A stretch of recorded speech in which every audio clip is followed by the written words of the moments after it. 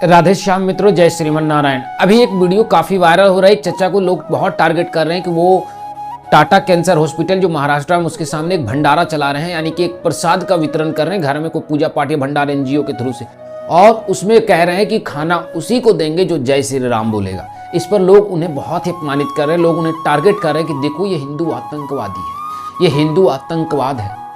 ऐसे लोग नफरत फैलाते हैं। तो खैर, मैं आज इस पर चर्चा करने वाला दोस्तों कि कैसे एक हिंदू, एक सनातनी को अपने ही पूजा पाठ में, अपने ही प्रसाद वितरण, जो कि समाज की अच्छी कार्य को करना चाह रहा है, उसे टारगेट किया जा रहा है, उसे अपमानित किया जा रहा है, और उन्हें कैसे सनातनियों को अपने ही धर्म के कार्यों में रोका जा रहा है। खैर, सबसे पहले हमारे चैनल पर फर्स्ट टाइम है तो उसे लाइक एंड सब्सक्राइब करें, और आइए हम इस पर आज पूरी तरीके से चर्चा करें कि कैसे सनातन धर्म को रोका टोका जाता है। सबसे पहले दोस्तों, इस वीडियो पर अब गौर से आप समझिएगा। मैं उस वीडियो का एक छोटा सा क्लिप दिखा रहा हूं जिसमें वो अंकल कह रहे हैं कि खाना उसी को मिलेगा जो जय श्री राम का नारा लगाएगा। आप एक बार पहले आप उस वीडियो को देख लीजिए। जय श्री राम बोलेगा तो खाना मिलेगा। ज्यादा बकवास नहीं करने का। वापस बोलिए अंकल वापस बोलिए। आप से नहीं कह रहे अंकल, वापस बोलिए ना अंकल। एक टाइम के खाने से किसी गरीब का पेट नहीं भरेगा। वापस बोलो, क्या बोले आपने अंकल? इतना अरेंज करना। और अगर कोई मुसलमान है वो नहीं बोल रहा है तो उसको खाना नहीं दे रहे आप, ऐसा है क्या? ज्यादा बात नहीं करने का। ज्यादा बात क्या? हाँ। एकदम कम बात करो। वो लेडीज को मैंने बोला ना, वो बदमाश लोग हैं। वो बदमाश लोग नहीं, आपने बोला आतंकवादी है। आतंकवादी किसी ने नहीं बोला। आपने बोला आतंकवादी। मतलब क्या होता है? राम के नाम के अंदर राम की खिलाफत करने का, ज्यादा होशियारी नहीं लगाने का। बात नहीं है, समझ गए ना? ज्यादा होशियारी नहीं लगा। तो दोस्तों, आपने उस वीडियो को देखा, उसमें साफ कह रहे हैं कि खाना उसी को देंगे जो जय श्री राम का नारा लगाएगा। लोग इसका विरोध कर रहे हैं। अब मुझे एक बात समझ में नहीं आता है, जब कोई व्यक्ति राम के नाम से प्रसाद का वितरण ही कर रहा है तो राम राम तो सुनेगा ही। वितरण ही राम के नाम का हो रहा है, वहां राम की ही प्रसाद वितरण हो रहा है। और जिस इस्लाम में जय श्री राम कहना बैन है, जिसे कह रहे हैं कि जय श्री राम नहीं बोला जा सकता, उस इस्लाम में किसी भी गैर अल्लाह के अलावा किसी भी अन्य व्यक्ति का, अगर कोई भी व्यक्ति पूजा पाठ करता है, उसके नाम का प्रसाद लाता है, तो उसे खाना भी निषिद्ध है। मैं आपको दिखा रहा हूं, बगल में देख लीजिए, उसमें हराम है। यानी कि अल्लाह के अलावा किसी भी अन्य का पूजा पाठ किया जाने पर उसका प्रसाद को खाना हराम है। फिर भी ये महिला वहां गई और खाई भी नहीं। अंत में खाने मिलने की बात आई तो भी नहीं खाया। इसका सिर्फ एक ही अर्थ होता है कि ये महिला पूरी तरीके से साजिश रच करके गई थी, क्योंकि ये महिला जानती थी। उसके बाद इस वीडियो को जिस प्रकार से बनाया गया है, जिसमें एक आदमी कैमरा पकड़ रहा है, महिला विवाद कर रही है और फिर जेंट्स विवाद कर रहा है, आप इसको अगर गौर से समझिए तो समझ जाइएगा कि ये पूरी की पूरी एक प्लानिंग है कि कैसे हिंदू समाज को टोका जाए और कैसे उस अंकल का अपमान किया जाए। और मैं आपको बता दूं कि ये अंकल कई सालों से इसी प्रकार से जगह जगह पे जाकर के लोगों को मुफ्त में भोजन कराते हैं, और इनका इस प्रकार से रोक टोक हो रहा है दोस्तों। इस प्रकार से इनका अपमान किया जा रहा है। खैर, हम बात आगे करते हैं। मैं एक सवाल पूछता हूं कि जिस रामनवमी के जुलूस पर आप पथराव करते हैं, कहते हैं कि राम जी के नाम का डीजे बजना हराम है, राम नाम हमारे घर के सामने नहीं बज सकता, आप उसी राम नाम का प्रसाद खाने क्यों जाते हैं? जब आपको दुर्गा पूजा से आपत्ति है तो फिर दुर्गा पूजा के मंदिरों में आप क्यों जाते हैं पंडाल लगाने के लिए? अगर आपको जय श्री राम से इतना ही आपत्ति और आपको तिलक, हिंदू धर्म को चिन्हों से इतना ही दिक्कत है, तो भी विवाद आ रहा था कि गुजरात में मुसलमान हाथ में जनेऊ पहन रहे हैं, सर पर तिलक लगा रहे हैं, खुद का नाम हिंदू बता रहे हैं और जय श्री राम का नारा लगा करके पंडाल में घुसना चाह रहे हैं, तो आप उसका भी समर्थन कर रहे थे। क्या वो इस्लाम विरोधी था? क्या वो हराम नहीं था? तब फिर आपने उसका क्यों समर्थन किया? प्रश्न सैकड़ों आती है, पर सब प्रश्न का एक उत्तर है कि यहाँ कितनी बड़ी साजिश रची जा रही है आज हमारे सनातन धर्म के विरोध में। इसे गौर से समझना होगा दोस्तों। और मैं आपको बता दूं कि जिस देश में हमें 5 बार सुबह से लेकर के शाम तक नमाज की आवाजें आती, हम सुबह 5 बजे उठ जाते। मेरा घर, जब मैं जहां रहता था, इससे पहले मैं पढ़ाई करता था, मस्जिद से केवल 100 मीटर की दूरी पर थी। हर रोज सुबह मेरा 5 बजे नींद टूट जाती थी। रात को मैं 12 बजे तक पढ़ता था, सुबह मुझे 5 बजे उठना पड़ता था सिर्फ आवाज से।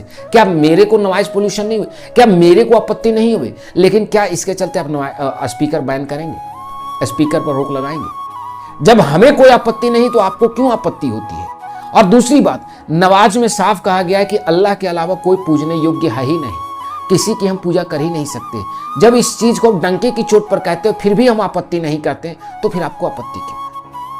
हिंदू धर्म से मैं एक ही विनती करना चाहता हूं कि अब भी समझिए, और शर्म तो मुझे उन हिंदुओं पर आता है, मुझे धिक्कार तो उन हिंदुओं पर दे रहा हूं जो आज सोशल मीडिया पर उस चचा का समर्थन करने के बजाय उसी चचा का विरोध कर रहे हैं। खुद को एजुकेटेड साबित करने के लिए, खुद को सेकुलरिज्म साबित करने के लिए, खुद को पढ़ा लिखा साबित करने के लिए आप इस चचा का विरोध कर रहे हैं। उस चचा का विरोध कर रहे हैं जो खाना बांट रहा है। इस देश में गुरुद्वारा लंगर चलाता है, मंदिर भोजन चलाता है, जैन कई अस्पताल चला रहे हैं। आप अगर जाइएगा तो पारसी बड़े बड़े हॉस्पिटल चला जाएगा, टाटा कंपनी का जो है पारसी समुदाय से है। यहूदी इस देश में कितने जगह पे सामाजिक कार्यों में फंडिंग करते हैं, जो थोड़े बहुत गुजरात में रहते हैं।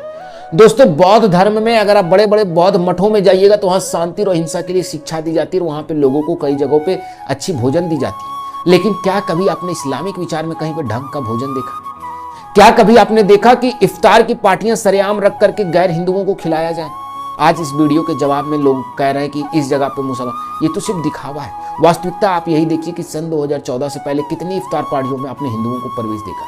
जो वही हिंदू प्रवेश कर सकता था जो राजनीतिक था, जो टोपी लगाता। मेरा किसी भी धर्म का विरोध नहीं है, मैं किसी धर्म का विरोध नहीं करता हूं। बस मैं सनातन धर्म से इतना कहना चाहता हूं कि आप अब भी अपने धर्म का समर्थन कीजिए। इस प्रकार से सोशल मीडिया पर आप अपने ही धर्म के लोगों का विरोध कर रहे हैं। और दूसरी बात, मैं इस चर्चा का भी विरोध करता हूं क्योंकि हमारे भगवत गीता के 10वां स्कंद का 26वां अध्याय का 28वां श्लोक में साफ कहा गया है कि अगर आपके भोजन बांटते समय अगर आप भगवान का प्रसाद बांटते हैं और उसमें कुत्ते भी आ जाए तो आप उन्हें भी प्रसाद दें। और कुत्ते भोंक सकते हैं पर जय श्री राम नहीं बोल सकते। उसमें साफ लिखा है, चंडाल हो या कुत्ता हो उसे भी प्रसाद जरूर दे। तो बाबा को ये समझना चाहिए कि चलो भाई लाइन में 4 कुत्ते खड़े हो गए, यही सोच करके प्रसाद दे देना चाहिए था। मैं इस चीज में बाबा का भी विरोध करता हूँ कि आप इतना तो भागवत गीता पढ़ लेते और इतना सोच लेते कि चलो 4 कुत्ते खड़े हुए, चलो रोटी दे देते, 4 पूड़ियाँ क्या जा रही है।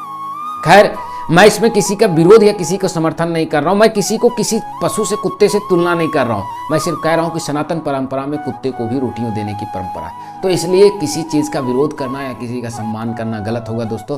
खैर, आप इस पर क्या कहना चाहते हैं जरूर कहें। और ऐसे हमारे सनातन धर्म के लोगों को टारगेट किया जा रहा, उस पर आप क्या कहना चाहते हैं। और इस वीडियो को जन जन तक पहुंचाइए और हर हिंदू तक पहुंचाइए कि कैसे आप बेशरम की भांति अपने ही धर्म को टारगेट कर खुद को केवल शिक्षित साबित करने के लिए।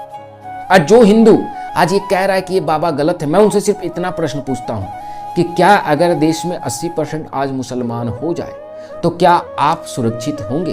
क्या आपकी माँ बहन बेटियां सुरक्षित होगी? क्या कभी किसी मुस्लिम ने आपको भोजन सार्वजनिक स्तर पर कराया तो आपको कराया? आपने देखा कि जब ये होटल और स्कूल चला रहे तो वहां भी थूक करके भोजन दे रहे हैं। लेकिन खैर, आपकी क्या विचारधारा, आप इस पर क्या कहना चाहते हैं कमेंट बॉक्स में जरूर कहें। वीडियो देखने के लिए बहुत बहुत धन्यवाद। फिर मिलते हैं नई वीडियो के साथ। जय श्रीमन नारायण, राधे श्याम। तब तक के लिए हमारे चैनल को लाइक, सब्सक्राइब। दोस्तों, सनातन धर्म के लिए लड़ना और सनातन धर्म के लिए बोलना ही मेरा कार्य है, इसलिए आप हमारा सहयोग करें और हमारे चैनल पर बने रहें। राधे श्याम। चैनल को सब्सक्राइब एंड शेयर। धन्यवाद दोस्तों।